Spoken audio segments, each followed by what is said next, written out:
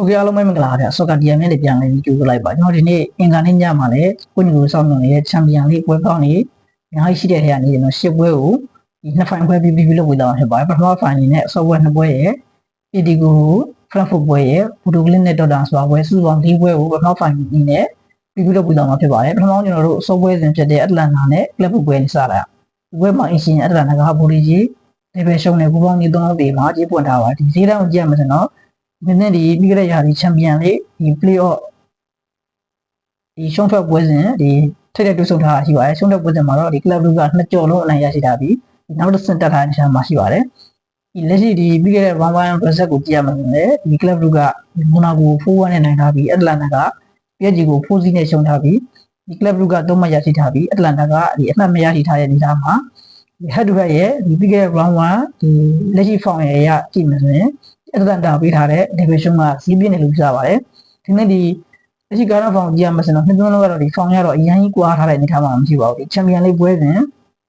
ဒီ Atlanta အနေနဲ့လည်း champion league ပွဲစဉ်ဒီ 4C PSG ပွဲကနေလွယ်လို့တခြားပွဲစဉ်တွေမှာတော့ဒီ form ကောင်းတဲ့အနေထားမှာရှိပါတယ် CDA မှာဒီရှုံးပွဲမရှိထားတဲ့အနေထားမှာရှိပါတယ် CDA 5ပွဲကန်ထားရမှာ2ပွဲနိုင်3ပွဲတည်နဲ့ form ကောင်းတယ်လို့ပြောလို့ရတဲ့အနေထားမှာရှိပါတယ်နိုင်ထားတဲ့ပွဲစဉ်တွေကလည်းတိုရီနိုကို 3C နဲ့လက်ချီကို 4-1 နဲ့ခိုးပြနိုင်ပွဲ2ပွဲတွေ့ထားပါတယ်ဒီတစ်ပွဲကတော့ဒီဂျူဗင်တက်ကို 1-1 draw နဲ့ဒီရာသီမှာ form ကောင်းနေတဲ့ဂျူဗင်တက်ကိုတေကန်ထားတဲ့အနေထားရဒီ CD မှာတော့ form ကောင်းတဲ့အနေထားမှာရှိပါတယ်ဒီ champion league ဘောင်းမှာတော့ဒီ PSG လို့အသင်းမျိုးကို PSG ဘက်မှာ 4C ကတော့ဒီအရင်ပြောစရာမရှိတဲ့အနေထားမှာရှိပါတယ်ဝေဝင်ကလပ်ကိုကြည့်ရမှာဆိုတော့သူ့အနေနဲ့ဒီ Belgian League မှာတော့ဒီအရင်ကြီးရလက်မကောင်းတဲ့အနေထားမှာရှိပါတယ် Belgian League မှာအဆင့်2နေရာပဲရရှိထားပြီးစင်တက်ကဒီ Union စိတ်နဲ့6မှတ်ပြတ်ထားတဲ့အနေထားမှာရှိပါတယ်ဒီ Belgian League ရဲ့ဒီ9ပွဲကန်ထားရမှာဒီရှုံးပွဲ2ပွဲပဲရှိတဲ့အနေထားမှာရှိပေမဲ့ဒီအဲ့ဒီရှုံးပွဲ2ပွဲကလည်းအဝေးပွဲတွေမှာရှုံးထားတဲ့အနေထားရဒီ club တို့ဒီအဝေးပွဲဖောင်အရန်ဆိုးတဲ့အနေထားမှာရှိပါတယ်ဒါကြောင့်ကျွန်တော်ဒီပွဲမှာတော့ဒီဈေးတန်းရလဲဒီ Atlanta တို့နိုင်တဲ့နိုင်ထိုက်တဲ့ဈေးတန်းရဲ့ဒီပြီးခဲ့တဲ့ရာသီဒီပြီးခဲ့တဲ့ရာသီထိတဲ့တွေ့ဆုံမှုနဲ့ပြီးခဲ့တဲ့ဒီ 1-1 result ကိုဒီ Atlanta အနေနဲ့ပြန်ပြီးတော့ဒီ response လုပ်ဖို့အတွက်အင်ပွဲမှာ level ရှုံးပေါက်ကြည့်အောင်မှာဒီ Atlanta တို့အနိုင်3မှတ်ရရှိသွားမယ့်ပွဲလို့ယူဆပါတယ်ဒါကြောင့်မို့အင်ရှင် Atlanta ဘော်ဒီကိုရွေးချယ်ထားပါတယ်နောက်တစ်ပွဲတော့ဒီ Kazakhstan club ဖြစ်တဲ့ဒီ Kivat နဲ့ Real Madrid ဒီပွဲမှာဝေးဝေးကဘော်ဒီကြီး360ပူပေါင်းကြီး450စားမှာကြေးပွင့်ထားပါတယ်နင်းနေဒီ run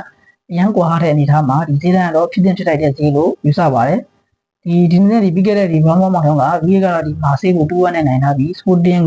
ဒီ Kivat ကတော့ Sporting ကိုဒီ4ဂိုးတကူရှုံးထားပြီးတော့ဒီ VA ကတော့ရမှတ်3မှတ်ရယူထားတဲ့အနေထားမှာရှိပါတယ်ဒီပွဲပြီးရင်လည်းဒီ VA မထက်ကဒီ La Liga ဒီအရေးကြီးတဲ့ပွဲစဉ်ဒီ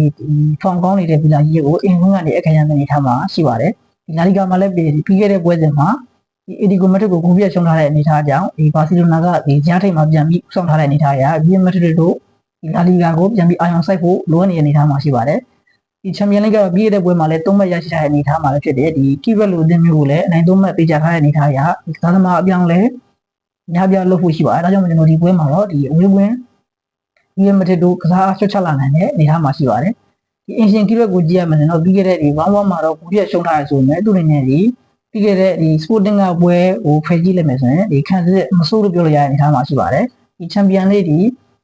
ဒီ qualification ပွဲမှာလည်းဒီ set ကိုနှစ်ကြော်လုံးမှာစီးစီးကန်ထားပြီးတော့ဒီ penalty နဲ့ဒီဆင့်ကိုတက်လာတဲ့အနေထားမှာရှိပါတယ်ဒါကြောင့်မို့ဒီ Kivat တို့ကလည်းခံစစ်မဆိုးတဲ့အနေထားမှာရှိတာကြောင့်ဒီ Women Real တို့ဒီအဝေးကွင်းကနေထင်းထင်းထင်းနဲ့အနိုင်3မှတ်ရရှိသွားမယ့်ပွဲလို့ယူဆပါတယ်ဒါကြောင့်မို့လေးလုံးပလက်50စားပေါက်ကြောက်မှာဒီ9ခုမရောက်နိုင်ဘူးယူဆပါတယ်ဒါကြောင့်မို့ကျွန်တော်50ရင်းပြီးတော့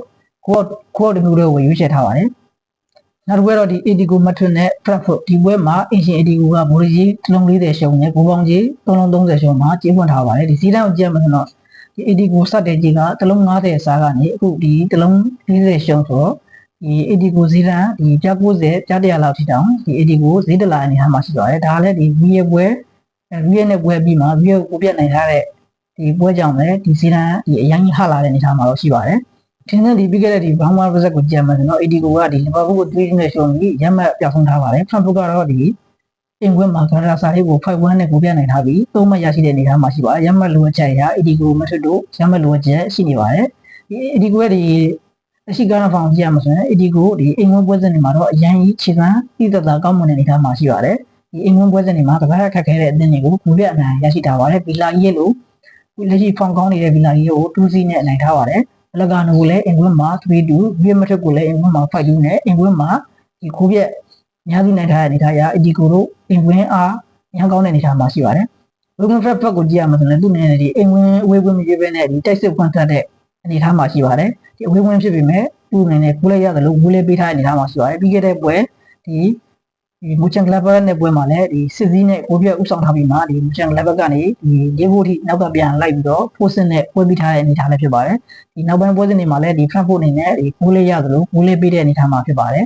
ဒီကိုမဒက်ကလည်းဒီပွဲမှာဒီရမလိုအပ်ချက်ရှိတာဖြစ်တဲ့ကြောင့်သူအနေနဲ့ဒီတိုက်စစ်ဖွင့်လာမဲ့အနေထားမှာဒီပြစီမျိုးငယ်လည်းဒီအရင်တော့လိုပုံစံဒီခံစစ်သားပေးတဲ့ပုံစံမဟုတ်တော့တာဖြစ်တဲ့ကြောင့်ဒီနှစ်သလုံးတိုက်စစ်ဖွင့်ကန်လာမဲ့အနေထားမှာဘုံဘုံပေါ်ပြီးချက်ထားပါတယ်ဘော်ဒီကတော့1.40ရှင်ပေါက်ကြောက်မှာအဒီကိုတို့ရမလိုအပ်ချက်ရှိမှုနဲ့တူအင်ကွင်းဖောင်ကောင်းနေတဲ့အဒီကိုမထတို့40ရင်းပြီးတော့အဒီကိုဘော်ဒီကိုရွေးချယ်ထားပါတယ်အဒီကိုဘော်ဒီနဲ့ဘုံဘုံပေါ်ကိုဦးစားပေးရွေးချယ်ထားပါတယ်နောက်တစ်ပွဲတော့ဒီဘူရိုကလစ်နဲ့တော်တောင်စပါဒီပွဲမှာဝီတော်တောင်စပါကဘူရိုကြီး level 60ဘူပေါင်းကြီး3တီမှာကြီးဖွင့်ထားပါတယ်ဒီနေ့ဒီပြီးခဲ့တဲ့ဒီယူရိုပါလိပ်ဒီရှုံးထွက်ပွဲစဉ်မှာထိတ်တဲ့တွေ့ဆုံထားတဲ့နေရာမှာရှိပါတယ်အပွဲမှာတော့ဒီနှစ်ကြော်စလုံးတော်တောင်စပါက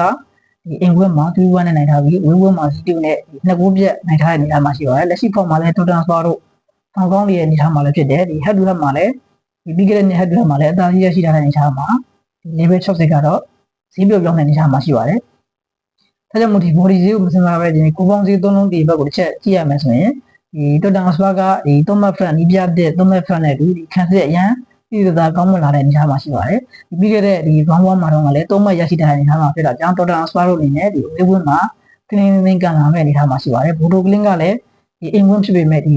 နေ့ကဒီတော်တောင်စပါရဲ့ခံစစ်ကိုဒီတွန်းကိုရဖို့ခက်ခဲလာနိုင်တဲ့အနေထားမှာရှိပါတယ်ဒါကြောင့်မို့ကျွန်တော်ဒီဘက်မှာတော့3လုံးဒီပေါက်ကြောက်မှာဒီကိုမောင်းအောက်တမျိုးတွေကိုရွေးချယ်ထားပါတယ်